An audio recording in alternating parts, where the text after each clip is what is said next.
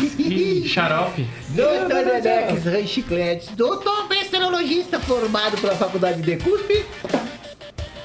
Doutor Xarope, médico bacteriologista formado na Faculdade de Cuspe, com especialização em gases nobres.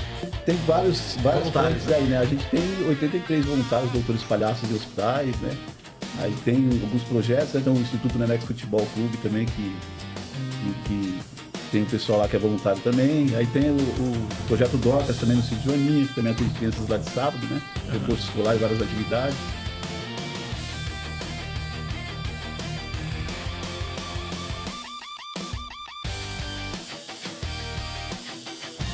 Sejam bem-vindos a mais um episódio do podcast Falando e Fazendo. Aqui nós trazemos pessoas que estão transformando o mundo. Pode parecer um pouco idealista falar dessa forma, mas pelo menos onde os nossos convidados vivem, eles com certeza transformam. Se você gosta de ouvir conversas inspiradoras, se inscreve no canal, ativa as notificações porque isso faz toda a diferença para o crescimento do Falando e Fazendo. Aqui sempre estou acompanhado. Simval Júnior, a gente está falando das transformações das coisas que a gente pode fazer graças a nossos patrocinadores, que é a Rede Expresso Ação. E o Ask Manager, uma plataforma de tecnologia que ajuda na gestão da sua entidade do terceiro setor. Então, bora lá. Hoje nós temos convidados um pouco diferentes aqui na nossa conversa. Olá! Nenex e xarope. Doutor Nenex Rei Chicletes, doutor bacteriologista formado pela Faculdade de Cuspe, com especialização em otorrino. Otorrino, tá? Sou da ouvidoria também, tá? Olha, se tiver alguma fofoca pra contar, alguma coisa, fala que eu te escuto. Doutor, que coisa feia, doutor. Se apresenta, doutor, se apresenta. Então eu vou me apresentar. Doutor Xarope, médico bacteriologista formado na Faculdade de Cuspe, com especialização em gases nobres. Pede de rico. Nome feio, doutor. Relaxa que aqui não é lugar, senhores convidados, senhores apresentadores, aqui não é lugar. Somos éticos. Somos pessoas éticas. Eu vinha preparado hoje, né? Se precisar ver a pressão de alguém também, estamos preparados. Dá pra ver também se tá passando bem, se tá passando mal. Tá conhece o instrumento? Conhece E se precisar diagnosticar, nós temos aqui um Rivotrilzinho. Um remédiozinho. Coisinha leve. Um pouco, né? Coisa leve, bem leve, né? E onde você trabalha, doutor Xarope? Onde eu trabalho? É. Então, olha lá, sai um pouquinho, vou olhar. Vai tá vindo aqui. Opa. Aí, agora saímos um pouquinho do palhaço, só um pouquinho, certo? Bom, eu trabalho com o Dr. Nenex, né? Hoje, minha profissão, olha, acredite, é TI. Eu trabalho com banco de dados, essa é a minha formação. Eu tô com esses loucos aqui. Hoje, eu tô com os projetos pessoais particulares, junto com meu irmão, enfim, e não tô exercendo a minha profissão no momento. E você trabalha então na equipe Nenex, qual é o tamanho da equipe que vocês têm hoje? Na verdade, tem várias frentes né? aí, né? A gente tem 83 voluntários, doutores palhaços de hospitais, né? Aí tem alguns projetos, né? Tem o Instituto Nenex Futebol Clube também, que tem um pessoal lá que é voluntário também. Aí tem o projeto Docas também no Sítio Joaninha, que também atende crianças lá de sábado, né? Reforço escolar e várias atividades. Sítio Joaninha é um bairro? É o bairro. Tá. Fica a divisa de Diadema com São Bernardo ali. Tá. Então tem essas frentes. Eu me lembro que teve uma época que você trabalhava na Cracolândia também, né? Sim, fiquei lá há 10 anos, né? Caminhando lá com o pessoal da Cracolândia, ali embaixo do viaduto da Rio Branco, né? Eram 84 famílias, né? Sei. E aí eles moravam em barraquinhos 4x2 e era todo fechado, né? O viaduto, e tinha uma portinha, você entrava lá dentro, tinha uma comunidade lá dentro. Sim, eu fui lá uma vez, distribuí marmita, foi um negócio... A gente mandou umas coisas lá uma vez, você levou, né? Foi uma coisa, cara, impressionante. Ali a gente teve a possibilidade de fazer várias coisas, né? A gente acabou levando professores para alfabetização, levamos um pessoal para dar aula de elétrica para os homens também. E além do suprimento que a gente levava, né? Levamos um pastor para ficar durante um tempo caminhando com eles lá também. Então teve várias caminhadas ali, né? Várias atividades. Eu me lembro quando a gente foi levar... Numa dessas vezes que a gente foi fazer alguma coisa lá com o pessoal ali Agora eu não sei se era... Porque tinha algumas ocupações ali, nesse lugar. Eu sei que eu fui lá, era um problema, como que a gente resolvia? Porque tinha que trocar os colchões, porque estavam todos os colchões com percevejo. Dessas coisas que, mano, que é uma praga urbana, né? Em alguns lugares ali era bem complicado, né? Era bem complicado, porque era meio que um submundo ali embaixo. Né? E tinha muita dificuldade. Tinha um senhor lá que ele estava com uma doença muito grave lá também, e ele convivia com aquela situação e era sozinho, né? O próprio pessoal da comunidade que tinha que ajudar também. Então era bem complicado ali. É muita história de sofrimento, cara, muitas. Mas assim, coisa que, bom, graças a Deus por homens e pessoas que nem vocês que se levantaram para estar lá, mano. Isso é uma coisa... Glória a Deus, mano. Na verdade, glória a ele mesmo, porque eu, na verdade, nunca me organizei nesse sentido, né? A gente foi fazer uma apresentação de teatro ali, né? Num espaço que, na verdade, não era nem ali, era em outro lugar. E aí eu conheci a Marcela, que era líder comunitária lá no lugar lá. E quando você fala de Cracolândia, o pessoal já imagina o fluxo, né? Sim. E ninguém sabe que existe meio que uma cidade no entorno ali também, né? Porque o pessoal acaba invadindo as casas. Tem pessoas que vêm acompanhar os filhos nessa situação difícil e aí acabam morando nesses lugares. E outras que vão porque é um lugar barato para se morar, né? Os caras invadem os lugares lá e pagam 5, 10 reais para poder ficar naqueles prédios invadidos, né? E vários lugares assim. Então eu fui fazer essa apresentação ali e aí a Marcela era ex-dependente química, né? Inclusive era do fluxo e tudo. E ela acabou sendo presa, dentro da cadeia se converteu e os filhos dela acabou ficando com os pastores, né? Que estavam fazendo um projeto ali, um trabalho. E quando ela saiu, ela firme em Jesus, né? E ela viu a possibilidade de tentar fazer alguma diferença ali. E aí o pessoal meio que adotou ela como uma líder comunitária lá, né?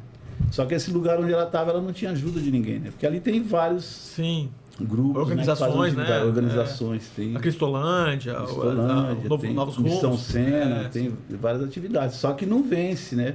Tem muito lugar ali que precisa. É muita e aí eu, gente, nessa apresentação, me senti incomodado, né? Com aquelas pessoas e eu passei a fazer uma caminhada com eles ali também.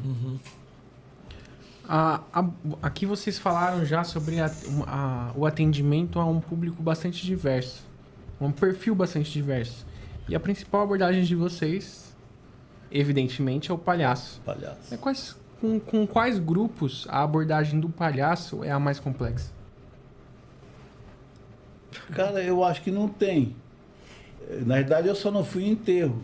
Mas o restante, o que você imaginar, eu fiz casamento, fiz o que você imaginar. E já tivemos um professor que foi para enterro. Sexta-feira mesmo a gente estava na Fundação Casa de recuperação para adultos, idosos, de todo jeito. A abordagem é sempre... a gente entra, às vezes você tem um pouquinho de... né? Mas depois o pessoal... Todo mundo tem uma criança dentro de si. Né? E na hora que ele vê a brincadeira, vê o nariz, quando você vai ver as portas se abrem e a pessoa se entrega para a coisa. Então eu não vejo assim tanta dificuldade. Eu acredito que tem uma particularidade de acordo com a idade. Por exemplo, as crianças, a questão mais do lúdico, de canção, de proximidade. Aos poucos, porque você querendo ou não, você pode assustar uma criança, por mais que nós tenhamos a maquiagem clean, né? A limpa, né? A mais simples possível. Menos é mais. Menos é mais. Tem com o adolescente e crianças, que é a parte mais interativa, mais de movimento. O pessoal me pergunta qual que é o mais difícil fazer. Eu acho que é criança. Né? Porque o adulto, ele recebe o voluntariado com bons olhos, né? Mas a criança, se ela não gostar, ela fala na sua lata, né? Sim. Então a dificuldade maior é a criança. Se você ganhou a criança, você ganha qualquer um. Legal. Como é que foi assim que, Nenex, que você falou assim, a arte do palhaço é comigo? Você percebi e vou... Cara, eu vou voltar mais para trás, na verdade, né? Porque eu cresci na comunidade, né? Cheio de complexo de inferioridade, tímido de tudo. Uma coisa assim absurda de falar, né? Mas é isso. E acabei fazendo um monte de besteira na vida enfim, fui alcançado pelo Evangelho, né? Já com 28 anos. E cheguei cheio de complexo na igreja, né? Complexo de tudo quanto é jeito. Se você me mandasse levar um copo de água lá na frente para o preletor, eu não ia de jeito nenhum. você ter uma ideia. E aí eu percebi que era algo que eu precisava lutar contra, né? E aí eu descobri algo que eu precisava falar para as pessoas, eu precisava arrumar uma maneira de falar desse amor para as pessoas, né? E eu falei, pô, como é que eu vou fazer isso tímido? Né? E aí eu vi que se falava muito sobre a comunhão do corpo, a comunhão, como é que eu vou ter comunhão tímido? Né? Eu falei, eu preciso lutar contra isso. Eu comecei a orar e pedir para Deus. E a gente imagina que, quando a gente ora, a gente imagina que Deus vai vir e vai fazer um milagre, no outro dia você já, né? Acordou o cara de pau e nem sempre é assim, né? Fiz aquela oração fervorosa, um dia eu chego lá na igreja, vem uma irmã na minha direção, tava te procurando, rapaz. Eu olhei, eu tinha acabado de orar, eu falei, puxa, daí ela queria te convidar para você fazer uma parte numa peça de teatro nossa. E eu olhei, eu vi Deus ali falando comigo, e com o meu desespero eu aceitei, né? Um mês desesperado, falei, meu Deus, vou aceitar esse negócio. Aí eu ia ser um soldado romano com uma lança na mão, não precisava falar nada, era só entrar, mais uma tremedeira, quase tendo um infarto, né? Mas eu entrei ali e para todo mundo foi algo normal, né? Mas ninguém imagina o gigante que eu venci ali. E ali eu comecei a fazer parte do grupo de teatro, comecei a participar ali, e eu comecei a ver que aquilo era uma forma muito fácil de você poder sair, de você falar o que você quer. A arte é algo fantástico, né? Sim. E quando eu percebi, eu era líder desse grupo, né? E já aquela inquietação de ir para a rua, de ir para a comunidade, porque eu percebo que um direcionamento que você dá, você pode mudar uma vida, né? Eu, na verdade, meu pai, ele bebia, batia na minha mãe quando eu era pequeno, então eu cresci sem esse aspecto do pai ou de alguém para me direcionar. Então, vem alguém que você não quer e te direciona, né? E a gente cresce na comunidade achando que todo mundo que está fora é mais inteligente que você não serve para fazer nada, né? E, na verdade, quando eu encontrei Jesus, tudo isso caiu por terra, né? E eu percebi que eu podia fazer algo pelas pessoas, né? E eu sabia que só um direcionamento, às vezes uma palavra, porque eu sempre me sentia alguém dentro da comunidade ou dentro de um processo ruim lá, né, que estava no lugar errado. Essa sempre foi a minha impressão. Só que eu não sabia como sair nem o que fazer, né? E o simples direcionamento, né? Não digo nem a mudança por Cristo, mas simplesmente você falar, cara, se você for aqui, você fizer isso, trabalhar, fazer isso aqui, vai dar certo. E não tinha, né? Então eu tive esse desejo de ir para a rua, de ir para os lugares, comunidades, essas coisas, e os meninos me acompanharam, né? E a gente começou a sair fazendo essas encenações com o palhaço. O palhaço, na verdade, ele veio pela dificuldade de ensaio, né? Com os jovens, né? O pessoal estuda, trabalha. Hoje nós estamos numa época fast food. Faz um monte de coisa, aí você marca ensaio, só vem um pouco, daqui a pouco não vem outro. Eu falei, como é que eu vou fazer? Como é que eu faço? E eu percebi que o palhaço, o legal é que, assim, se errar, fica bom. Se errar, fica bom. Não precisa ter tanto ensaio assim, né? Então, o palhaço, você pode trabalhar com improviso dentro de um roteiro, né? E aí nós começamos a trabalhar com o palhaço. E o palhaço deu muito certo, né? Deu muito certo. As encenações o pessoal curtia muito, pegava muito situações que estavam acontecendo na TV, nos dias de hoje, trazia para dentro da encenação. Então, o pessoal vem para assistir. E aí, quando menos percebe, vai uma mensagem bacana, né? Que chega até o coração. Então, foi meio nesse sentido. E os convites foram vindo, né? Aí era Fundação Casa, escola, creche, casa de recuperação, todo lugar o pessoal convidava.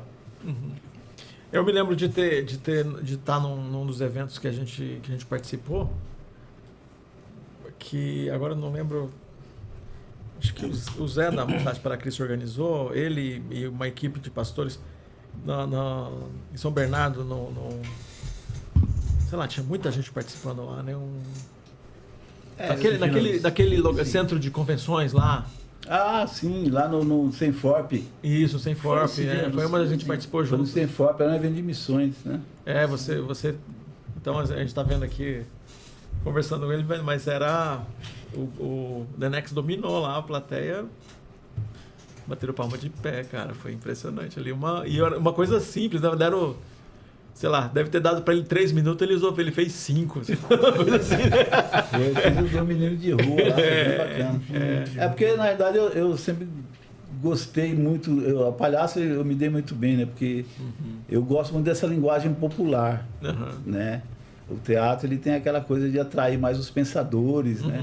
Mas, na verdade, eu sempre gostei de correr mais para a língua popular, né? Que é da onde eu vim também. Então eu trago essa comunicidade mais para esse lado do povo, do povão e tudo mais, e o pessoal curte, o pessoal gosta bastante. Nas igrejas por onde eu passei, sempre vocês foram lá e fizeram. Ou com as crianças, ou com todo mundo, na igreja. Depois disso, o interessante é você se adaptar para o hospital, né? Sim. E daí eu recebi o convite para ir para o hospital, falei, e agora? Vou fazer uma peça de teatro em cada quarto?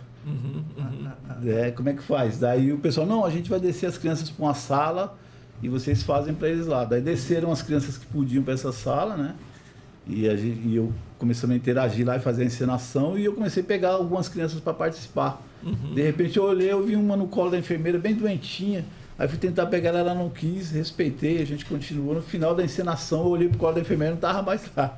Aí eu olhei para baixo assim, ela tava embaixo, ela, Feliz Dia das Crianças, me chamando. Eu baixei, ela me deu um beijo no rosto, cara. Aquilo me impactou. Que coisa linda. E aí eu vi que, puxa, a gente podia fazer a diferença ali naquele lugar, né? Aí recebi o convite desse hospital para começar um trabalho lá. E aí você entender a diferença, né, do palhaço de rua, do palhaço de circo, o palhaço do hospital, né? São lugares e ambientes diferentes, né? E no hospital a gente começou a entender que a gente lida com vidas, né? Um lado você é artista, então você é o protagonista da coisa, as pessoas estão ali para te ver, e no outro você está ali só para ajudar, né? Você está ali para ajudar na cura. E aí você olha, você vê que o protagonista já não é mais você, né? Mas é quem está recebendo o que você está oferecendo. Então começou a mudar essa perspectiva, né? Bactéria, que você não pode levar para outro quarto. Então são várias coisas que você começa a entender que o palhaço tem que ter uma regrinha ali dentro do hospital, né? Trabalho com a equipe, de atendimento. É um papel de uma ambiguidade muito significativa, né? Então você tem o desafio da abordagem, né? O desafio da abordagem, bem isso, né? A gente, na verdade, só respeita, né? A gente bate na porta para poder entrar, porque são os únicos que vão bater na porta para poder entrar, né? O restante tudo entra, né? Visita, médico, todo mundo. Então, parece dar essa liberdade para ele, né? E aquela coisa do olhar, de você entender se a pessoa está te recebendo porque você quer ser grata com você, ou se ela realmente está bem e está pronta, né, para o ato, né? Então, a gente entra e vai perceber isso também. De repente você percebe que ela está com dor, está sofrendo ali de alguma forma, daí você, vou encurtar isso aqui para deixar ela mais em paz. Então sair também faz parte, né? Sair antes do que você tem para fazer também faz parte. Então é mais respeito, né? Respeitar as pessoas. Quando vocês recebem novos voluntários que vão fazer especificamente esse trabalho, essa intervenção com o palhaço nos hospitais, quais são as principais orientações para uma pessoa que nunca teve essa experiência e vai ter essa experiência a primeira vez? Então, a gente fala um pouco sobre o palhaço, tem que ensinar, porque na verdade a pessoa que faz o voluntariado, né, ela está acostumada com a visão do palhaço, só do palhaço de circo, na verdade, né? E aquela coisa de se maquiar todo e roupa espalhafatosa. Roupa espalhafatosa. Isso, na verdade, para o hospital pode até assustar, né? Então a gente tenta mostrar que existe um outro tipo de palhaço, um outro tipo de clown, né? Inclusive um adulto, né? Um mundo meio adulto. Hoje a gente tem vários eventos de palhaço para adulto, né? O Doutores da Alegria mesmo faz o Midnight Clown, que começa à meia-noite. Você tem o Jogando no Quintal, do Márcio Balas. Que são eventos assim que você percebe que é pessoal mais adulto. E a maioria das pessoas não conhecem esse mundo do palhaço, né? O pessoal conhece mais o Patati Patatá, o Bozo, algo nesse sentido. Então você tem que mudar um pouquinho essa visão dessas pessoas e aí trazer também eles para as regras do hospital, né? Essa diferença justamente, né, do trabalho do artista na rua, de ser protagonista, né? Tá, ele chegar lá e ele não ser mais o artista, né? Mas ele tratar a pessoa que está ali deitada como protagonista, né? Então muda um pouquinho essa perspectiva. Então as regras. Nesse cenário do hospital, assim, quais foram as... acho que cada um de vocês poderia falar uma, né? Qual foi a situação, o quadro de saúde, ou a interação que foi a mais complexa, assim? Eu tenho... falando particularmente de experiência minha, estava até com um colega lá, a gente estava no hospital lá em Mauá, né? E ao entrar no quarto, eu fui porque temos o protocolo de bater na porta, pedir permissão para entrar, posso chamar meus amigos? Qual é o nome do paciente? E nessa ocasião, tava um pai com um bebê e vários fios ligados nas máquinas e tudo mais, no ambiente de UTI e tudo mais. E foi particularmente um ambiente que eu senti, porque eu vi nos olhos do pai, os olhos disseram tudo. Eu tava com a criança no colo, com vários fios ligados à criança, tava desacordada, dopada ou enfim, enfrentando a recuperação da doença, né? E eu vi aquele peso naqueles olhos. Eu falei, pai, desculpa, ele tá dormindo, a gente volta outra hora. Ele falou, não, pode vir, ele vai gostar. Eu falei, nossa, beleza, vamos lá, gente. O pequenininho, tudo, ele tá com... A gente faz um pré-aviso com a equipe quando é algo mais delicado, né? Entramos, abordamos a questão toda com músicas, né? Bem baixinho, né? Pro ambiente e tudo mais. E eu percebi toda aquela emoção e o acalento também que o pai recebeu, né? A criança deve ter ouvido, deve ter percebido a intenção do nosso coração que o Senhor venha ter tratado com ela naquele momento, através de nós, da nossa vida, que essa é a nossa intenção, né? Levar o amor de Deus através da nossa arte. E também percebemos ali um certo alívio e também uma coparticipação na dor daquele pai naquele momento, né? E saímos da sala, fizemos as nossas musiquinhas, a brincadeira de leve e tudo mais, saímos. Aí quando eu saí da sala, eu particularmente cheguei pra equipe e falei, galera, peraí, preciso me recuperar, peraí. Um momento foi impactante pra mim, peraí, eita Jesus, peguei minha água, tomei minha água. E eu senti ali, eu senti bastante e, assim, ó, toma conta dessa vida, assim como o Senhor toma conta da nossa vida. Queremos trazer alívio, acalento e eu espero que isso seja proveitoso em nome de Jesus. Faz a obra, Senhor. Esse é um momentos difíceis que podem acontecer, que na minha concepção é raro acontecer, mas para mim me pegou. É geralmente uma experiência um tanto que desafiadora que acontece, mas estamos lá para isso, preparado. Eu na verdade tive várias, né? Já são 20 anos, né, que eu tô nessa caminhada de início. Fiz o hospital de clínicas, o setor de queimados, né? Fiz o CRT, que é o Centro de Referência de Tratamento de HIV, cara, na época que ainda no... Emílio Ribas? Aqui na Santa Cruz. Sim, o CRT ali. Sim. E na época que não tinha assim... né? Hoje o pessoal tem... medicamento, né? Do jeito que a gente trata agora. Então eu tive bastante, mas eu vou falar de uma, cara, que na verdade a gente tem essa literatura, né, que é nossa, do Dr. Nenex, da doutora Paçoca, que eu entrego, né, nos hospitais gratuitos. Ela tem até os joguinhos para a criança ficar lá e tudo mais. Tem uma historinha bem bacana que fala que você é especial. E essa literatura foi parar na mão de uma menininha, né, lá no Santa Marcelina. E o Santa Marcelina é o Doutores da Alegria que faz, né? O Doutores da Alegria tem um contrato que o hospital que ele está, outro grupo não entra, né? E aí essa menininha, ela ganhou essa literatura, ela viu minha foto no final e invocou, queria me conhecer. Né? E aí ela começou a mandar mensagem para um monte de gente. E um monte de gente falava, tem uma menina que quer te conhecer, que ela tá internada lá no Santa Marcelina. Deu, é mesmo, cara. Daqui a pouco chegou um videozinho pra mim dela. Eu falei, eu preciso conhecer ela, Harumi, né? Aí liguei lá no Santa Marcelina, né? Expliquei a situação, pedi autorização, eles não me deram, cara. Falei, puxa, a gente não pode deixar e tal, isso aí tá no contrato e tudo mais. Explicou, né? Deu, puxa, eu comecei a tentar arrumar algum QI que me desse um jeitinho pra gente cair lá pra dentro. Procuro por um lado e nada, daqui a pouco eu lembrei que eu tenho um policial que faz parte do nosso trabalho, né? Que ele cuidava ali da Zona Leste. Tenho contato com ele, falei assim, e aí, Dondon, será que a gente consegue, cara? Dele, a gente tem um Proerge, né? Tem um pessoal do Proerge aqui que a gente faz um trabalho lá também de vez em quando. Vou falar com eles e vai eu e você lá de palhaço, nós entrando bem lá. Eu falei, tá bom. Aí ele conseguiu, montou esse esquema aí e a gente foi. Chegou no dia, entramos, os carequinhas tudo lá pra fazer lá o trabalho. Quando eu fui ver, a Harumi não tava, tinha tido alta, cara. Ela, na verdade, ela era de Santa Catarina, né? E ela tinha vindo pro tratamento aqui, então ela estava morando na Fundação Ronald McDonald, ali em Santo André. Sei.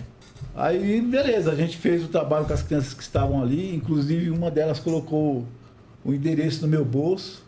E eu vi ele colocando alguma coisa, não sabia o que era. Depois, quando eu olhei, era o endereço. Daí, da semana, eu falei, poxa, vou ter que ir na casa desse menino, cara. Que ele falou, vai lá na minha casa. Daí eu fui. Quando eu cheguei lá, era uma casa de apoio que estava começando, que hoje eu caminho com eles também, sou voluntário lá e ajudo também. Que é o Instituto Luz do Amanhã, ali em Itaquera, né? Mas aí eu liguei lá pro Ronald McDonald e falei, eu preciso ir aí para fazer uma apresentação e tal. Preciso conhecer uma menininha, posso ir aí? Pode, vem no sábado fazer. Daí eu, tá bom, a gente foi no sábado, chegou lá, montamos as coisas, tudo, o pessoal desceu, cadê a Harumi, pô? Aí vou procurar a Harumi, um casal tinha levado ela para dormir na casa deles, porque ela queria comer carne e tal, e eles levaram lá, pedi o telefone pra menina, ela me passou, liguei pro casal, falei, queria conhecer a Harumi, tô atrás dela e tudo mais. Não, pode vir aqui, pô, vem amanhã no domingo, a gente vai fazer um churrasco pra ela aqui, vai ser bacana. Não vou nem falar, daí a gente faz uma surpresa, tá jóia. Ficou certo, no outro dia de manhã, eles me ligam, a Harumi passou mal, voltou pro Santa Marcelina. Eu não acredito, cara. Aí na segunda-feira eu tô lá, me liga a Lilian, né, que é a mãe da Harumi, Nenex, passamos pelo médico, o médico desenganou, não tem mais o que fazer pela Harumi. E vai vir um carro durante a semana aí para vir buscar a gente, né? Para levar para Santa Catarina.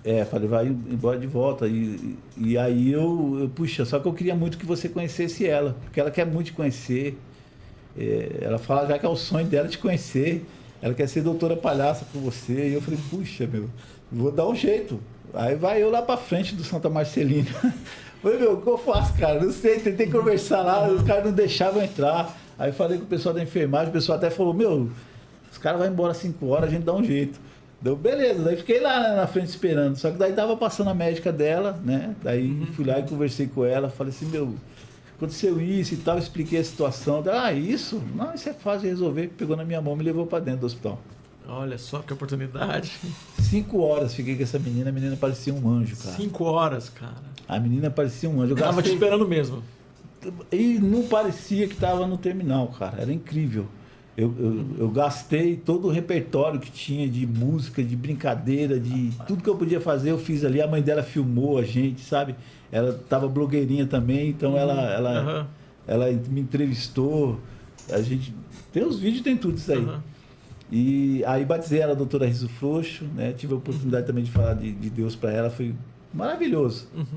Aí na hora ali, cara, eu tive a ideia, falei, puxa, vou tentar falar com a Debs para ver se ela cria alguma coisa, alguma história, alguma coisa nesse sentido. Já liguei lá de dentro, liguei para a Debs já começou a escrever uma literatura lá e fez os desenhos, aí saiu essa aqui, ó.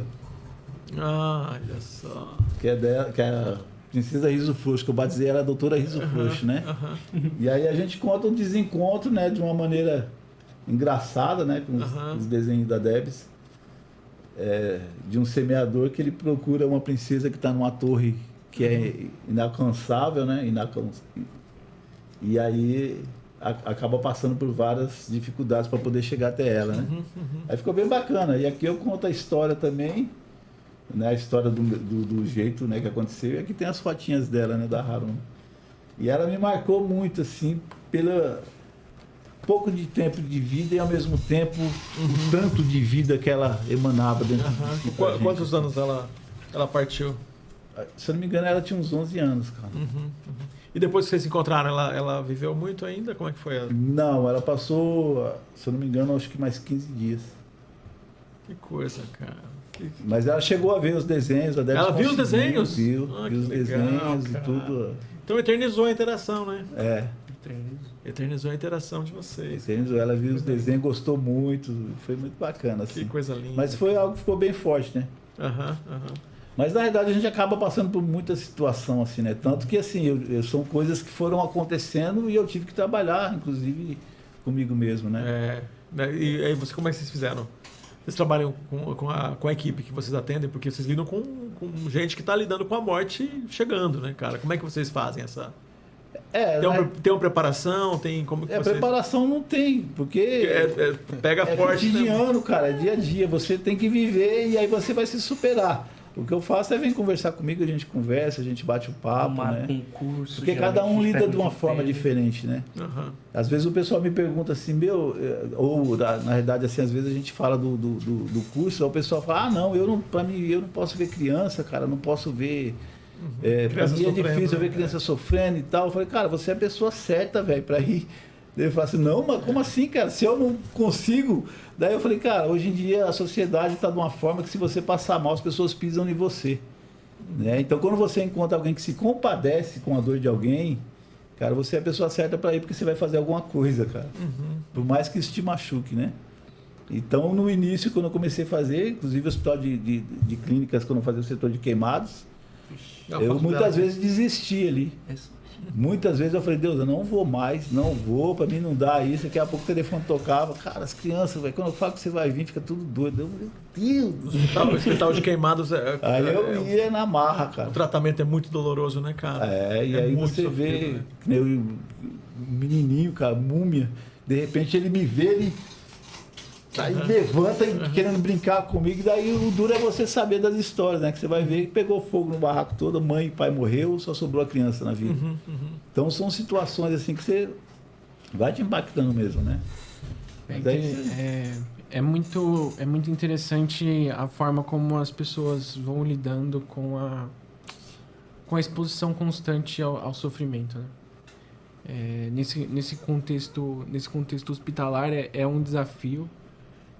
Principalmente para quem... o momento inicial, né? As primeiras interações ou os primeiros meses de interações. Eu sou enfermeiro de formação e por mais que eu tivesse na faculdade, ali tive os estágios e toda aquela preparação, eu não fui de fato inserido no ambiente do sofrimento extremo. E isso aconteceu quando eu me formei e fui para residência. Vai fazer residência em oncologia no Camargo. E aí, na oncologia, você é apresentado, de fato, ao sofrimento constante e ininterrupto. Então... E de certa forma, é um impacto, né? Sim, sim. Na estrutura ali A estrutura do programa ali, num primeiro momento, a gente trabalha em setores ambulatoriais e no segundo ano vai para os setores que eu digo que são os que nunca fecham, né? Então, unidade de internação, UTI, centro cirúrgico e tudo mais. Então, de certa forma, isso ainda facilita porque você é inserido num cenário que não está tão crítico ainda e depois você vai para cenários de internação, onde você está lidando com pacientes em fim de vida e por aí vai. Mas no primeiro semestre, especificamente, que eu estava na residência, foi um momento assim de quebrar conceitos pré-formados assim, na minha cabeça em relação à forma de ver a vida, a morte. De ver a morte, do que eu penso sobre finitude, foi um processo transformador nesse ponto por conta da exposição constante ao sofrimento. Uma das histórias ali que mais me tocou foi na época que eu estava no setor de cuidados paliativos, né? E eu acompanhava a enfermeira que é minha preceptora nas visitas, a gente dava suporte para as famílias, para os pacientes, mais especificamente um paciente que ele tinha 40 anos e tinha um irmão gêmeo. O irmão gêmeo dele acompanhava ele em tudo, mas ele já tratava tumores recidivos de metástases há 10 anos, né? Então... E mais ou menos naquela época ali, né? Uma semana depois que encerrou o meu ciclo ali, porque são ciclos muito curtos, né? De setor em setor. Uma semana depois que encerrou o meu ciclo ali, ele veio a falecer.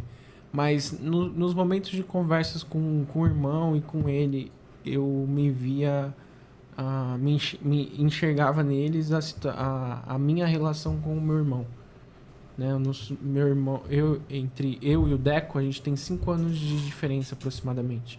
Não somos irmãos gêmeos, mas na forma de se comportar, de interagir, eu me via naquela situação e falava assim, como...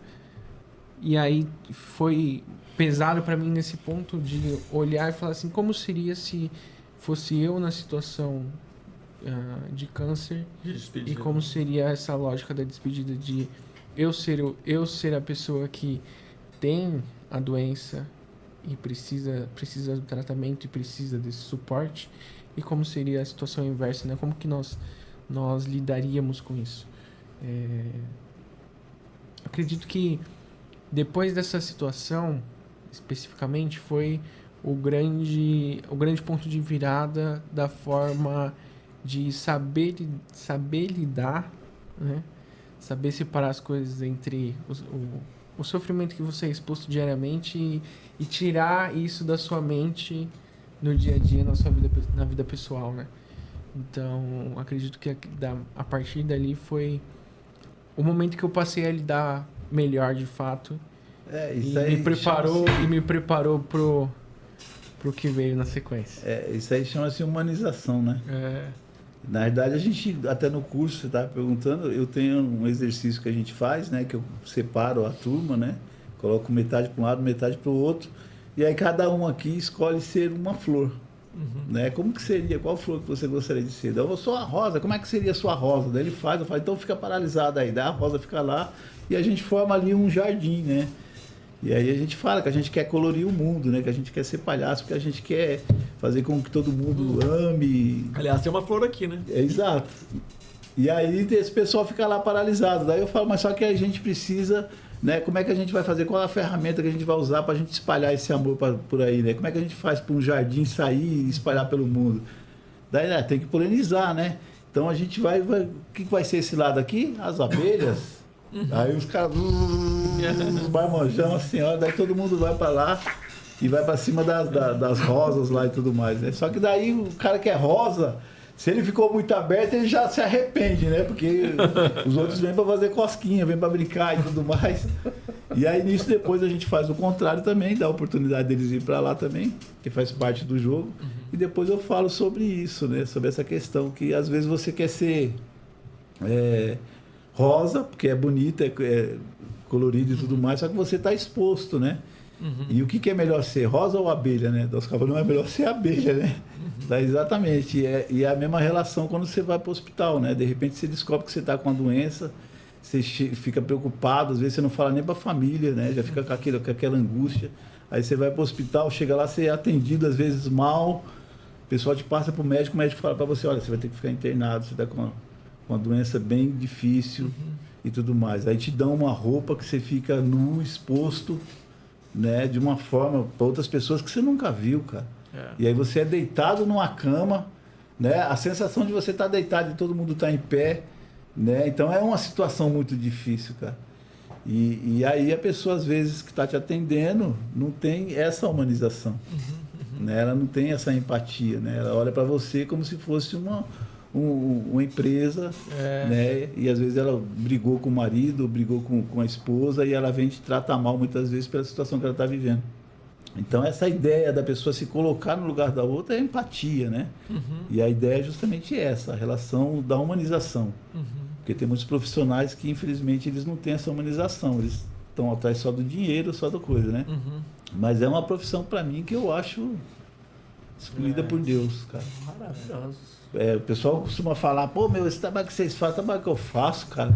O pessoal que tá lá todo dia, mano, com a mão na massa, né? O auxiliar que tá ali cuidando realmente, né?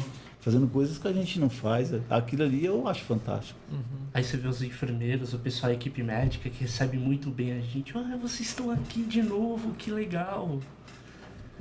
Não é só a questão de paciente acompanhante, também tem equipe de enfermeiros, a equipe do administrativo, da hotelaria, o próprio médico também, o doutor lá em e até a relação da intimidade também, que né, quem está dentro do hospital acaba pegando mais com o paciente também. Então, é fantástico o trabalho de quem trabalha no hospital. Sim, sim.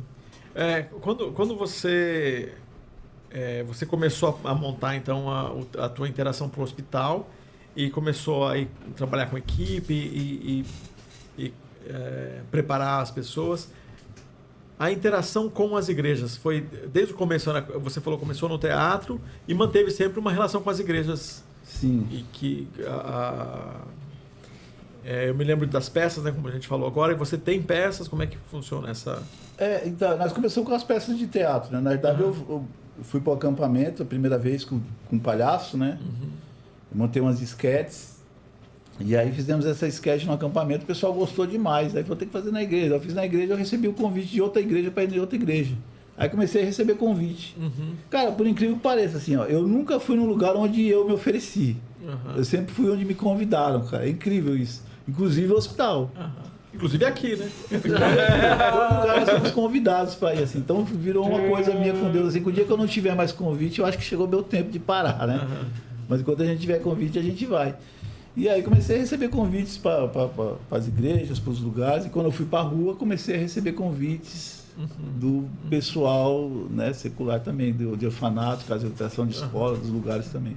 E você lida com preconceito por ser uma coisa confessional, quando as pessoas sabem que você tem uma fé, o pessoal repele, resiste, como é que funciona? Sim, tem lugares. A gente respeita, porque para mim, independente do que eu faça ou não, eu tenho o Cristo e eu estou sempre servindo a Ele. Então eu não separo. Se eu estiver fazendo uma peça sobre bullying, seja sobre o que for, para mim é a mesma coisa, para mim, não tem diferença não. Então eu respeito, para mim não tem problema. Inclusive na nossa comunidade. Eu recebi um telefonema de uma diretora de Biritiba Mirim. E a gente já tinha ido lá, já tinha feito as encenações. Biritiba Mirim é perto de Mogi, para lá de Mogi das Cruzes, um pouquinho mais para lá. E aí ela falou, a gente tinha ido lá uma vez, ela gostou demais, né? E falou assim, eu vou te ligar de novo para você vir de novo, eu tá jóia. E eu tinha levado até uma mensagem cristã, né? E só que daí ela me ligou e ela falou, cara, eu queria que você viesse aqui, sabe por quê? Porque eu tô com uma situação aqui, que eu tô com um monte de jovens que eles estão se autoflagelando. E eu sei dessa situação, tento conversar, mas não consigo, porque eles não falam, eles não conversam comigo sobre isso, né? Eles vêm de um boletom, tudo fechado, e a gente não tem como conversar, sei, porque às vezes o pai vem conversar, alguém vem e fala, mas a gente não tem como chegar. E eu queria tentar com você vir aqui fazer uma encenação e tentar quebrar isso aí. Eu falei, poxa, vamos lá. A gente montou uma encenação que fala sobre relacionamento entre pais e filhos, né? Sobre essa questão de você não conversar com o pai e tudo mais. E no meio da encenação eu falei um pouco sobre isso também. Rapaz, quando terminou a encenação, no começo eles rindo até, né? Quando chegou no final da encenação, tudo chorando lá. E aí foi, assim, eu achei legal, porque a gente começou a juntar as coisas, que era longe de São Bernardo, né? A gente começou a juntar as coisas para ir embora, com pressa, todo mundo. A diretora, você precisa me ajudar. Eu falei, o quê? Eles fizeram uma fila lá para conversar com você. Cara, eu tive que entrar dentro de uma sala lá e atender um por um. Mas uma fila, cara, de jovens, mano. E a maioria deles com essa mesma situação. E aí eu tive a oportunidade de falar sobre mim, né? A transformação que Jesus fez comigo e também, ao mesmo tempo, chamar a diretora, falar que ela estava disposta a ajudar e tudo mais. Que legal. Então foi uma coisa assim bem bacana, né? Foi canal para quebrar essa barreira. Então, e você vê, a gente fez a encenação, ela não tinha o contexto, né, religioso nem nada disso. Mas tem todo o potencial da mesma forma. É quando você... Né, nessas interações com crianças e adolescentes nas escolas, você percebe o quanto que existe... Quanto que pode existir de fragilidade, de sofrimento entre eles, né? Esses dias a gente foi fazer uma apresentação em uma escola para que a gente apresentasse o projeto de jiu-jitsu e abrisse inscrições por conta da proximidade do local das atividades com a escola. Então a coordenação recebeu a gente lá, a gente foi, montou os tatames e fez uma demonstração. E assim, é jiu-jitsu, né? É uma arte marcial, não tem nenhum apelo emocional, né? Como a atividade que você mencionou que vocês fizeram, que tinha uma palestra já, que tinha uma coisa pensada por trás contra a autoflagelação, né? Então a gente fez ali, explicou alguns princípios de defesa pessoal. Quando terminou, a gente estava juntando os tatames. Um adolescente de um dos que lá da escola procurou uma das pessoas da nossa equipe e falou assim: eu preciso muito disso aí, porque eu não tenho autoestima nenhuma. Eu preciso fazer isso aí. Eu tô tentando achar uma coisa que entregue sentido. Ele chegou e falou isso, assim, sem mais nem menos. E aí aí, como você falando aqui, né, me ocorreu, né? Que tipo de interação, o que Chegaria numa pessoa assim, né? O que ele chegaria a dizer se a gente tivesse uma atividade que tivesse um apelo um pouco mais emocional. Sem um apelo emocional já ativou uma coisa na pessoa, né? Imagina se você... O mundo tá carente, né, cara, de uma interação mais profunda, né? O cara lidar com o eu, né, mano? Na verdade, as pessoas estão atrás de ajuda, cara, só que não sabem como fazer isso, nem como falar. E de repente você vem com a disposição de acolher, né? De certa forma trazer alguma solução, eles vêm para cima. Eu fui no Tatetos, inclusive com o Zé Augusto, o pessoal da MPC, né, que estava aí. A gente estava gravando no mesmo dia o Cola, que gravou semana passada, o episódio de semana passada, gravado no mesmo dia aqui junto com o Nenex. Então tem os amigos em comum aqui, né? Legal. Então, eu fui lá no Tatetos, cara, depois da balsa, né, em São Bernardo. Então você pega a balsa para você ir pro Tatetos, para aqueles lugares lá. E, um monte de adolescentes, os caras não conheciam o Riacho Grande, cara. Um monte de jovens, eles ficam lá presos naquele mundo deles ali, cara. E os moleques também com várias dificuldades de autoflagelamento, de várias situações assim. E eu achei aquilo um absurdo, assim. Eu falei assim, meu Deus, cara. Né? E eu via a necessidade deles. Não, só para o pessoal que está ouvindo aqui, fala qual é a distância do que a gente está falando. A distância, quantos quilômetros isso aí? De estar num lugar e não conhecer São Bernardo. Cara, de Tatetos, na verdade, para o Riacho Grande, depois da balsa ali, eu acho que é 1 quilômetro. Então, os caras não conhecem. Então, aquele negócio que a gente sabe dos projetos sociais, né? A pessoa fica só no lugar ali, ele não tem... não sai fora do... Mas são coisas absurdas, né? A gente tem um projeto também lá no Sítio Joaninha, que começou há 18 anos atrás, né? A gente foi fazer uma apresentação lá também. Na verdade, a gente foi com uma menina que ela estava fazendo um curso, e esse curso ela tinha que fazer um trabalho na comunidade e tal, e ela convidou a gente para ir junto, a gente foi, e ali ela começou o amor dela para aquele lugar, né? Chama-se Sítio Joaninha. 18 anos atrás, esse lugar, cara, 18 anos atrás não é muito tempo, na verdade, se você pensar. Não é. Mas, cara, é próximo a São Bernardo, centro de São Bernardo, isso. Os caras não tinham saneamento básico, pra você ter uma ideia. Os caras eram no meio do mato, cara. Os caras iam... Era buraco no chão, né? Buraco no chão, quentinho. Era o antigo lixão, não era? Era o antigo lixão do Alvarenga, que o pessoal fala. Que os caras, que hoje é proibido ter, né, o lixo a céu aberto, do jeito que a gente tinha um monte aqui em volta de São Paulo, né? Em São Bernardo tinha...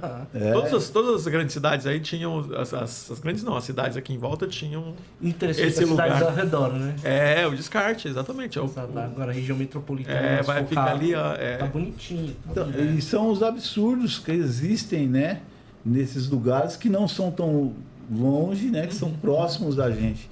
E a gente não consegue entender essas coisas, né? Porque a gente está tão informado de várias situações, de tudo, né? E quando você chega num lugar desse, você vê que as pessoas estão bem desinformadas. E o pessoal vive do lixo, né? Vive do reciclável, do que pega ali.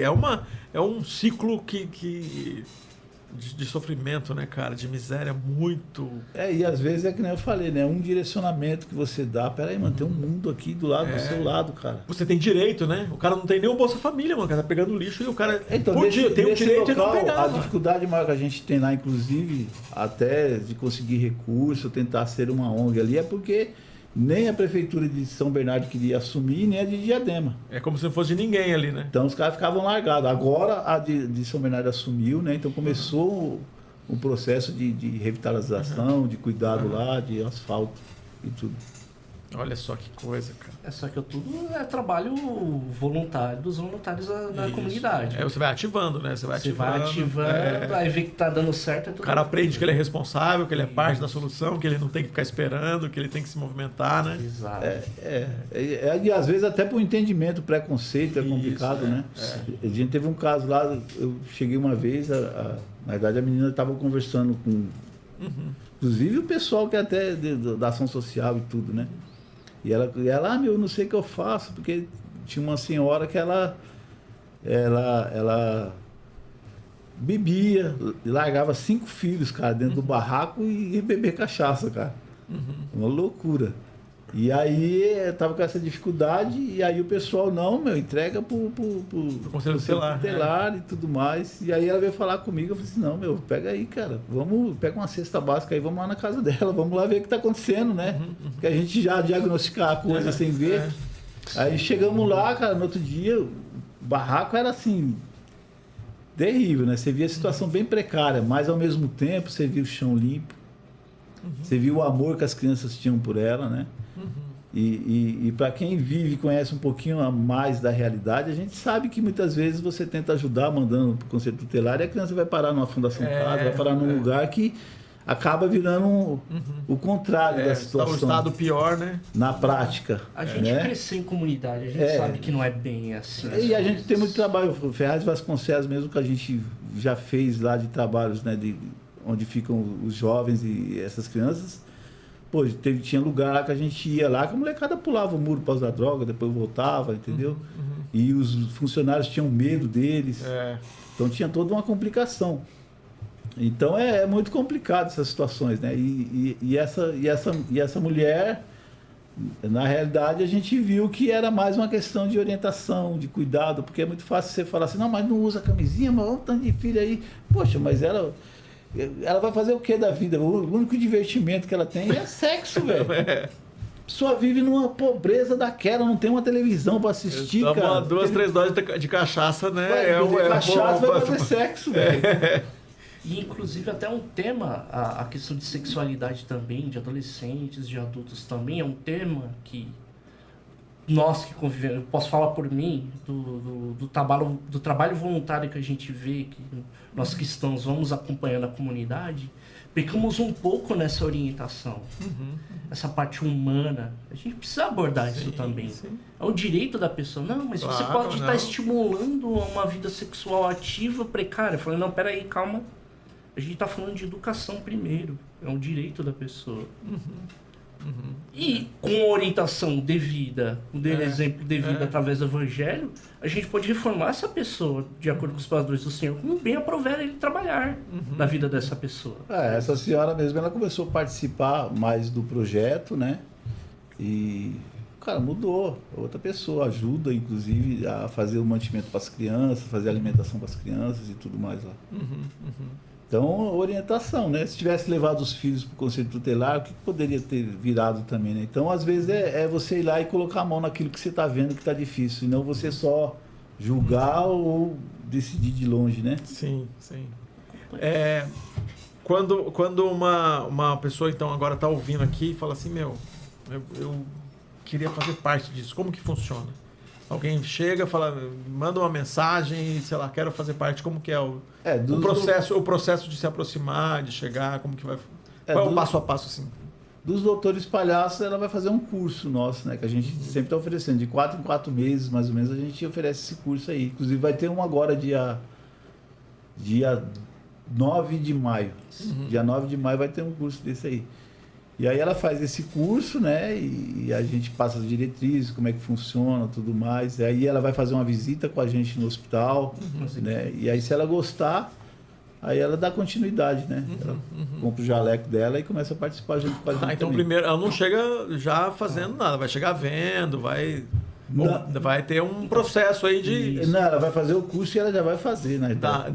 Então, mas ela vai entrando... Eu readaptei o curso, né? Porque, na verdade, a gente fez o curso com Doutores da Alegria, né? No início, algumas coisas que eu acabei não comentando. Boa. Mas, normalmente, os cursos desse tipo de trabalho, o pessoal trabalha um improviso. Se vira, né? Você vai... E aí você tem processo de curso aí que vai 1 ano e meio, 2 anos, 3 anos, né? Não tem fim, né? Não tem fim. E, na realidade, você nunca está preparado, né? Você sempre está aprendendo. O aprendizado, ele é eterno, né? A gente faz um curso de 1 dia, só que, na realidade, no nosso curso, eu ofereço as cartas nas mangas, né? Eu ensino as brincadeiras. Então, mais ou menos, o pessoal tem um padrão que segue, né? Então, você vai comprar um ferrinho de passar, você já sabe que dá para você fazer uma brincadeira. Então, você já tem um ferrinho de passar, que é uma carta na manga. E aí, você tem... A gente ensina mágica, né? Tem várias mágicas que a gente faz, que a gente brinca, né? E várias formas de você falar ou de passar mensagem, né? Daquilo que você quer passar. Então a gente ensina as brincadeiras, né? A gente ensina as cartas na manga, né? E depois o improviso a pessoa vai trabalhando também, mas ela consegue desenvolver. Tem que ver isso direito, hein? Então ela consegue desenvolver, né? Ela consegue desenvolver. E aí a caminhada vai mostrando, a gente vai oferecendo outros cursos também. A gente tem o Thiago Abad, que é dos Cirurgiões da Alegria, que ele vem para ajudar também, de vez em quando ele vem fazer um curso. Então é mais ou menos assim, vai preparando melhor, né? Legal. E aí, e a pessoa no processo lá do trabalho voluntário, ela vai ter você tem uma equipe, você disse que tem quantos lugares que vocês trabalham hoje? Os hospitais que você tem o hospital rotina, a gente tem, na verdade, hoje a gente está em 9 hospitais, né? Estamos no Hospital de Clínicas em São Paulo, Hospital São Paulo, daí estamos no HU de São Bernardo, Beneficência Portuguesa em São Caetano, São Luís, São Caetano, Mauá. Então a galera vem de vários lugares também, a galera que vem fazer o curso começa... Aí de repente, que nem a gente eu fui dar um curso em Salto, porque tinha um pessoal que eles vinham para cá, e aí eles, eu queria que você fizesse um curso aqui, que eu acho que a gente vai começar um projeto aqui. Então já tem um pessoal de Salto também que está entrando no hospital lá, tem o em Jundiaí, que tem uma galera que está lá também, e já começaram o trabalho lá também. Já estão no hospital já. Então o pessoal vem de longe, começa a fazer parte e a gente vai... equipe de 3, 4. Mas aí vai mais longe, sabe? É uma rede, né, que vai crescendo. Sim. A gente foi para Lages, em Santa Catarina. Isso... Quanto tempo atrás? Nossa, foi o que? 2011, 2012? Na verdade, a gente levou uma galera, né? Foi nem pedicure, médico. Foi uma galera. Foi 2 ônibus, né? Para Lages, né? E a gente ficou hospedado numa escola. Tinha um casal missionário. Talvez você conheça o Rui e a Giane. Não sei se você lembra deles. Acho que não. Não sei, talvez tenha. Eles eram meio implantador de igreja, na verdade, assim, né? Pelo menos eu identifico meio assim. Porque eles vão para os lugares, implantam e a galera... E aí eles convidaram, né? E a gente foi para lá no carnaval e hospedaram a gente numa escola e ali a gente fez várias atividades, vários trabalhos, né? Com teatro, com tudo. E aí disso a gente deu aula lá e nasceu o Pai Ação, que era um grupo lá com os meninos lá. E aí eles separaram, foram para Chapecó, daí nasceu um outro projeto também que a gente foi dar aula lá e aí levou isso para os hospitais também. Então a coisa acabou caminhando mais ainda, né? Depois fomos para Juazeiro do Norte também, tem grupo lá. Em Camaçari tem grupo lá. Só que acabaram eles mesmos cuidando do projeto deles. Cada um com o seu nome, sua equipe, né, e tal. Mas é uma coisa assim que é incrível, cara. Agora eu tô até, né? Eu fui uma época, eu fui lá com o Botelho, né? Com o Marcos Botelho. Isso, Aí a gente tava conversando, ele perguntou se de repente a gente não teria parte com eles, que eles tinham o Terra dos Palhaços e tudo mais, né? E aí eu falei, cara, eu nunca fui lá, né? Eu via, acompanhava, vocês eram da mesma época que eu também. Sim. Só que aí tinha um menino que ele estava fazendo faculdade, né, lá com vocês, e ele dormia na minha casa, né? E ele ficou, acho que 3, 4 anos lá em casa lá. E aí a gente trocou muita figurinha na época, inclusive a que eu fiz no hospital, eu fiz a Arca de Noé, pegando com bexiga e colocando as crianças, ele quem passou para mim essa encenação. E aí eu falei para ele, né, ele falou, pô, não conheço, como é o nome dele? O Rubem. Poxa, não conheço, cara. E tal. Poxa, o Rubem falou para me conhecer todo mundo. Aí liguei pro Rubem, falei, ô Rubem, e aí, meu? Comecei a conversar com ele estava lá em Portugal. Aí ele falou pra mim, daí eu fui, pô, eu conheci o Marcos Botelho, falou que não te conhece. Ó, o Marcos era pequeno, pô. Eu conheci o tio dele, Paulinho, essa galera mais velha, né? Deu, beleza. Aí ele começou a conversar e tal. Aí me surgiu a curiosidade. Eu falei, cara, essa sketch que você me ensinou foi você que fez? Ele, não, eu aprendi, na verdade, com o Paulinho. O Paulinho aprendeu com o missionário que estava vindo aqui de Portugal, cara. O Mark McGurk. O Mark. Olha que coisa, cara. Daí, olha que loucura. Porque daí eu falei, puxa, como é o nome do cara? Eu fiquei imaginando, pô, esse cara veio um dia aqui no Brasil, ensinou uma sketch pro cara, o outro passou pro outro passou pro outro, veio parar em mim. Exato. Disso nasceu um projeto, né, cara, que eu faço as encenações dele. Eu falei, cara, o cara não tem noção de onde que tá indo dele, cara, o que ele semeou lá atrás. Olha que loucura que veio na minha cabeça. Né? Agora uma coisa, o Mark Mecklenburg, né? Não sei, ele tem um TEDx dele, né? Um TED, né? Uma palestra dele, né? Então, aí o que aconteceu? Eu procurei o Mark, achei. Aí eu falei, pô, cara, puxa, daí eu contei toda essa história pra ele, mostrei o nosso projeto. Eu falei, mano, eu queria que você soubesse que o seu trabalho não é em vão, cara. Né? Que aquilo que você semeou lá atrás, aonde tá chegando aqui também, tá junto comigo. Tá junto comigo. E eu também tô espalhando pra todo lado. Puxa, ele me agradeceu, ficou feliz demais, cara, e tudo mais. Aí nisso eu contando essa história, um amigo chegou em mim, cara, você tem passaporte? Eu falei, tem, vou te pagar uma passagem pra você conhecer esse cara lá. Oh, que da hora, cara. Aí eu é mesmo, cara, ele daí eu, beleza. Daí esse outro aqui falou, não, então vou pegar férias, vou lá, vou junto. Daí foi nós dois pra lá, pra Portugal. Fomos pra Portugal, Lisboa. Aí fizemos encenação nas praças, tudo quanto é lugar lá, cara. Com o Mark, cara. Aí conheci E ele trabalha com balão, né, cara? Ele faz toda uma parada incrível com o balão, né, mano? A gente conhece o Mark. O Mark, você lembra que a gente teve, no Expresso Não tinha o Expresso Riso, né? Que era a nossa organização. A gente teve evento com o Mark aqui em São Paulo, a gente organizou. Olha que bacana. Então, e aí olha que loucura, porque daí ele recebeu a gente na casa dele, conheci a esposa dele, né? Canta demais, né? fomos fazer um curso com ele Fizemos um curso com ele lá também. Contamos a nossa história e tudo. Ele falou, não, vamos lá em casa. E aí o interessante foi a gente batendo papo, conversando, ele contando pra gente que ele tinha sido mandado embora do trabalho dele, mano, que ele fundou lá, né? Do Riso, que era um trabalho secular, cara. Olha que loucura. E aí o cara tava meio pra baixo, né? Você imagina. E aí, de repente, alguém chega com uma mensagem. Então vocês chegaram no dia da renovação da esperança. Não, a mensagem já alcançou ele nesse sentido, né? Porque no dia que eu mandei a mensagem pra ele, imagina, eu mandei a mensagem falando pra ele, ó, cara, o seu trabalho não foi em vão, cara.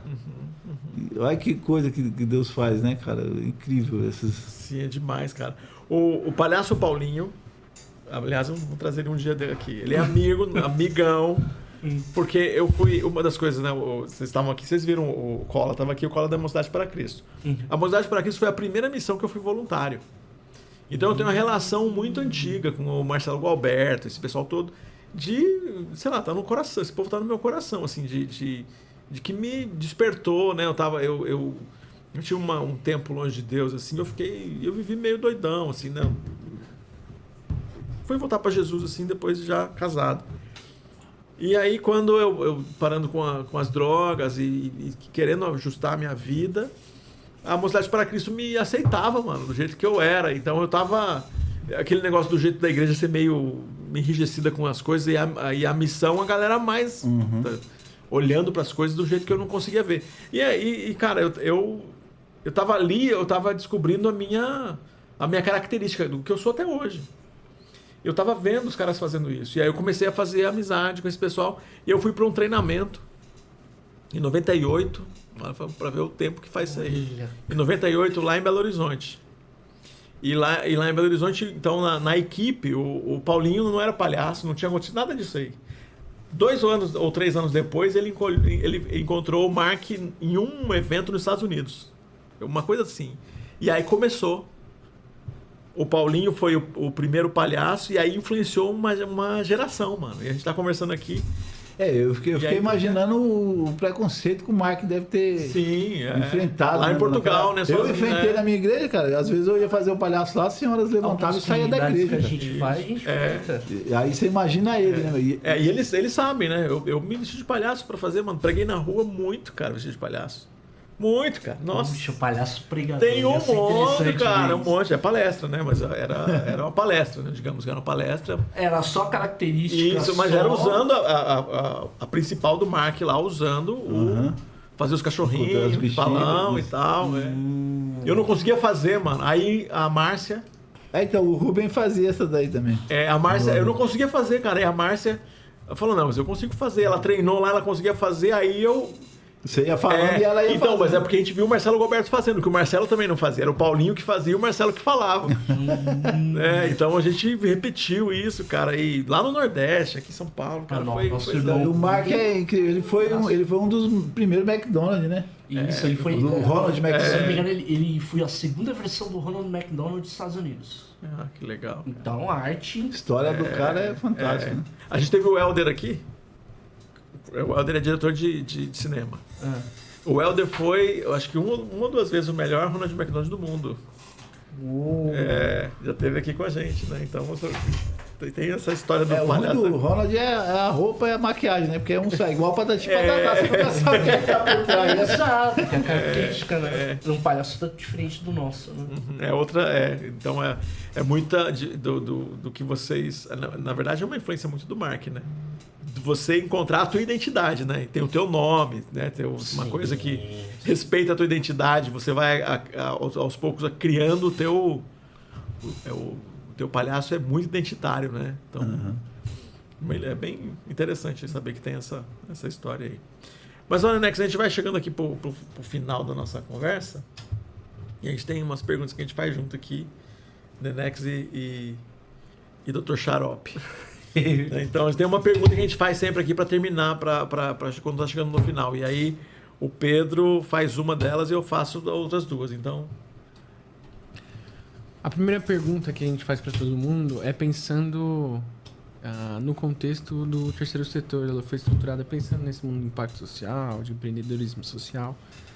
Nesse contexto, todo mundo que trabalha mais nessa pegada, faz voluntariado e lidera algum projeto social, está sempre pensando em formas de alcançar o maior número de pessoas. Ele quer sempre estar envolvido em iniciativas, projetos, ações que beneficiem muitas pessoas, né? Que promovam o bem-estar social, digamos assim.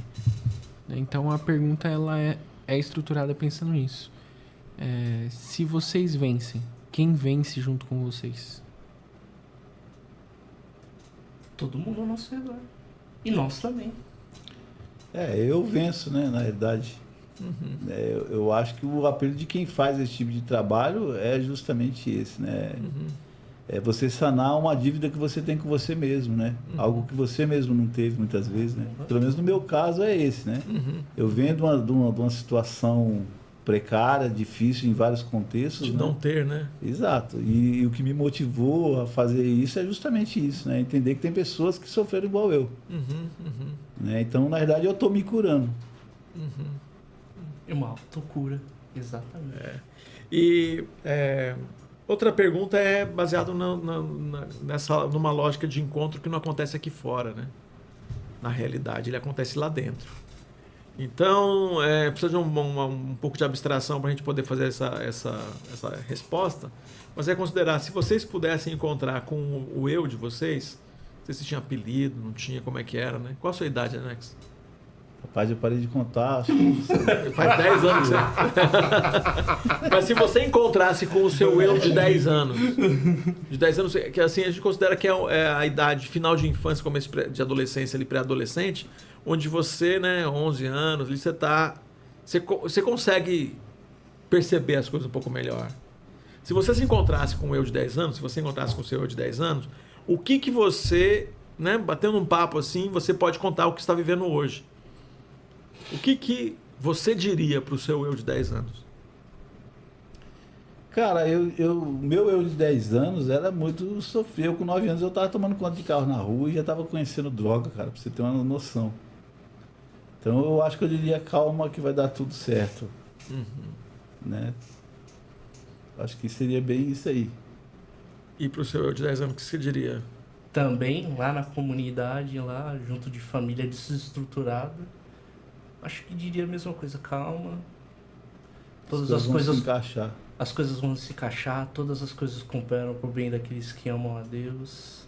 Eu, se fosse você, já aprenderia mais o Senhor, correria mais, entender o que é o Senhor, o que é o Evangelho, mais cedo, porque você vai ver ele um pouquinho mais tarde, você poderia melhorar muita coisa.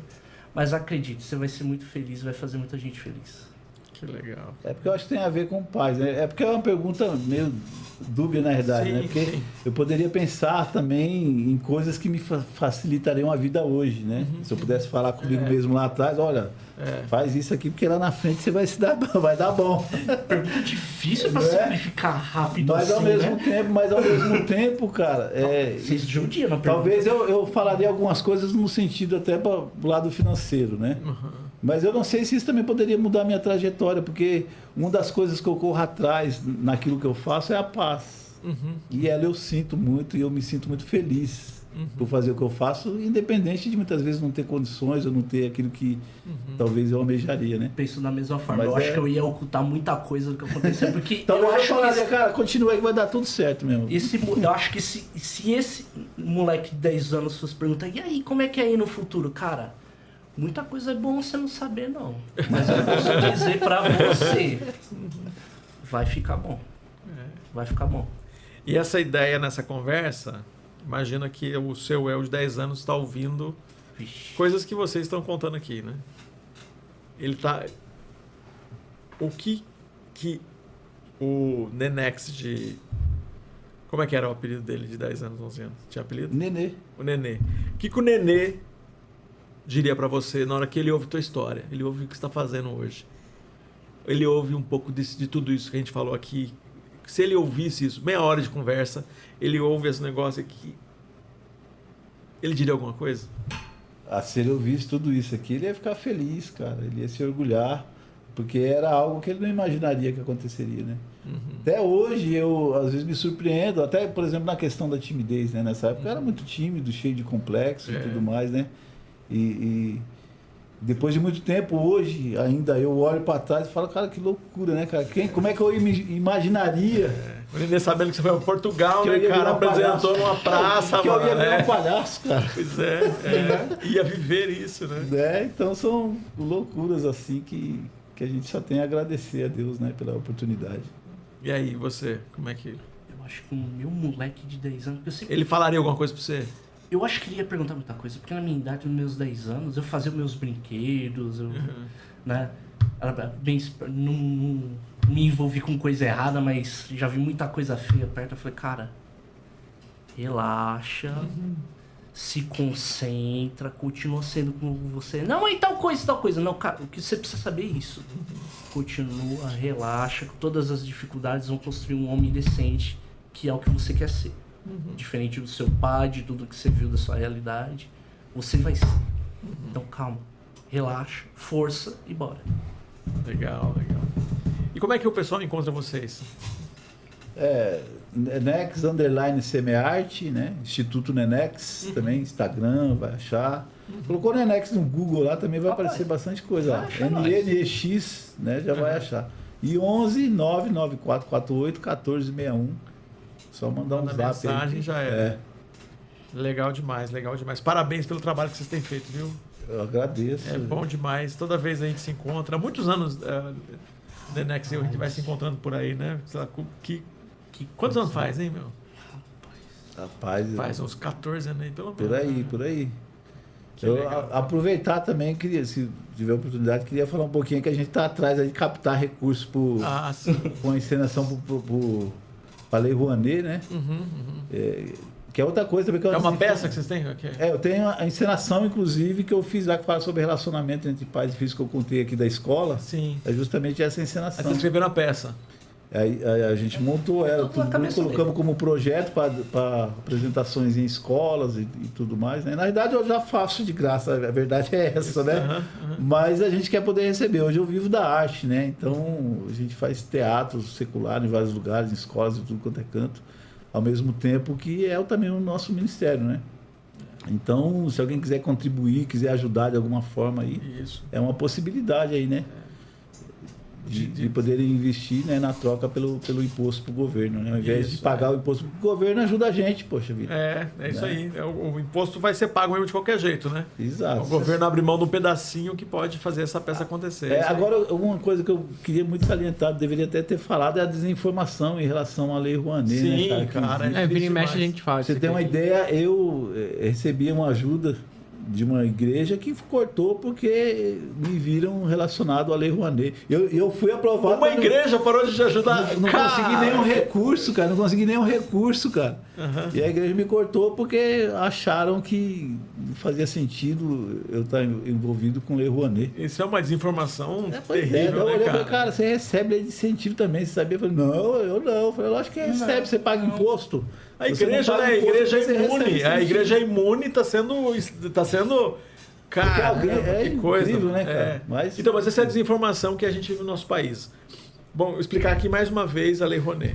O mecanismo da Lei Rouanet. Boa. As organizações todas que a gente recebe aqui, a maioria tem projeto incentivado. Projeto incentivado, Lei do Esporte, Lei Rouanet, que é da cultura. E a gente tem outras, então no município... Tem todas uma estrutura bastante semelhante.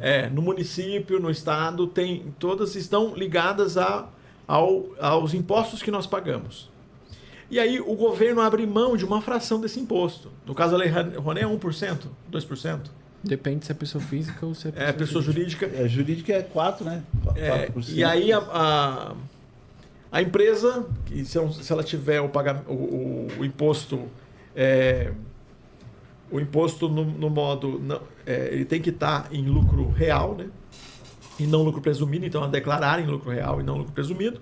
E quando ela faz essa declaração, nessa declaração, qualquer contador que trabalhe com algum conhecimento aí da sua área, vai ajudar a fazer a destinação do imposto, que vai pagar a peça, que vai pagar o musical, que vai pagar o projeto social. Só que o que acontece? Uma das coisas que as empresas grandes aproveitam desse recurso é que elas querem visibilidade. Então, ela, ao invés de colocar num projeto como esse que a gente ouviu aqui, de uma escola que vai ver a peça, ela escolhe colocar num ator famoso para ele dizer, olha... Coloca na exposição do Friends no shopping cidade. E põe na exposição, põe sei lá, nessas feiras, por exemplo, né, que ela vai aparecer numa feira ele paga um desses conjuntos, desses músicos, dessas bandas que já são conhecidas, porque ele vai ganhar visibilidade. No caso, então, a gente está disputando com muita gente poderosa que considera que vale mais a pena patrocinar a peça de um ator famoso ou a peça... E pode ser também, o cara é dono do imposto, ele faz o que ele quiser, mas o negócio é que nós aqui estamos fazendo transformação social. Então, eu não tenho como não defender um negócio desse. Então, falar assim, que o ator que é famoso, ele tem outras oportunidades. No nosso caso, nós estamos falando de teatro amador, estamos falando de transformação social, estamos falando de criança e adolescente que aprende a dançar, que aprende uma arte, que aprende grafite, que aprende que aprende um esporte. Então, a gente está promovendo transformação social e cidadania.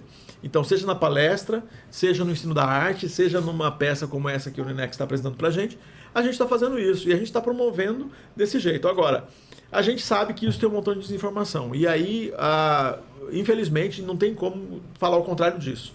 Quem é responsável por isso é a direita do nosso país, que tem patrocinado insistentemente a desinformação e a fake news a respeito da Lei Rouanet e tem feito que amigos nossos passem por situação vexatória até.